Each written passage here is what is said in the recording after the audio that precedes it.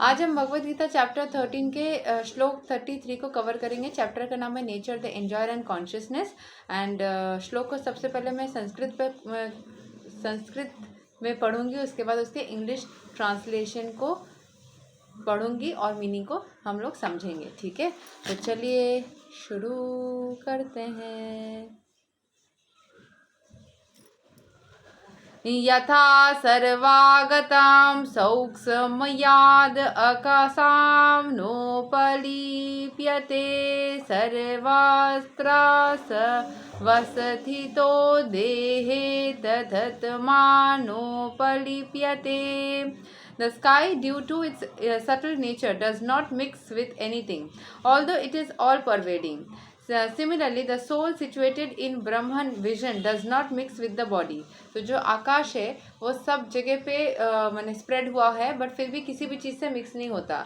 जैसे कि क्लाउड से या फिर नीचे ज़मीन से कहीं पे भी वो मिक्स नहीं होता। ठीक है, लेकिन जो सिमिलरली जो सोल है that is situated in Brahman vision does not mix with the body. वैसे ही हमारा जो आत्मा है वो बॉडी के साथ में मिक्स नहीं होता, एंटेंगल नहीं होता है।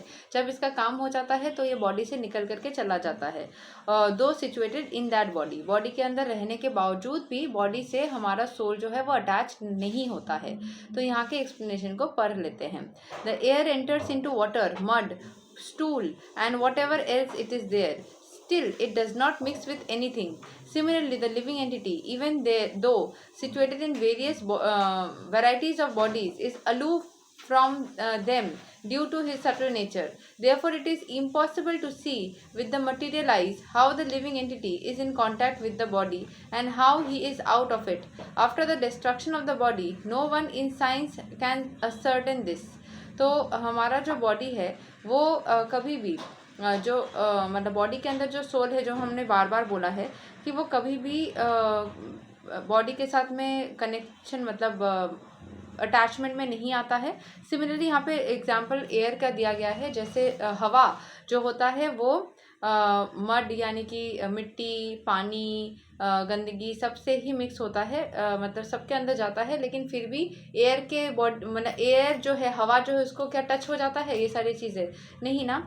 सिमिलरली द लिविंग एंटिटी जो है वो that is situated in varieties of bodies. हमारे अलग अलग शरीर में जो ये सोल है वो जा जा के रहता है। It is aloof from them due to its subtle nature. वो भी उससे अफेक्टेड नहीं होता क्योंकि एनर्जी फॉर्म में है। ठीक है, और वैसा एनर्जी जैसे पानी भी एनर्जी है, लेकिन उसमें मिट्टी डालोगे तो पानी गंदा होगा, लेकिन एयर में मिट्टी डालोगे तो कुछ समझ में नहीं आएगा वैसा। तो एयर वाला एनर्जी में हमारा सोल का एनर्जी वाइब्रेट करता है, air element. Therefore it is impossible. इसीलिए जो एयर एलिमेंट के लोग होते हैं वो बहुत एम्पैथिक होते हैं, सेंसिटिव होते हैं, लोगों की एनर्जी को और सोल को बहुत जल्दी ही समझ जाते हैं, उनको नज़र भी ज़्यादा लगती है जो एयर एलिमेंट के लोग होते हैं। ठीक है, एयर एलिमेंट यानी कि मिथुन, तुला और एक है, अभी याद नहीं आ रहा है, थ्री राशिज आर देयर। ठीक है, सो therefore it is impossible to see with the material eyes how the living entity is in contact with the body and how he is out of it. and ये सारे लोग अच्छे healers भी होते हैं जो एयर एलिमेंट के लोग होते हैं।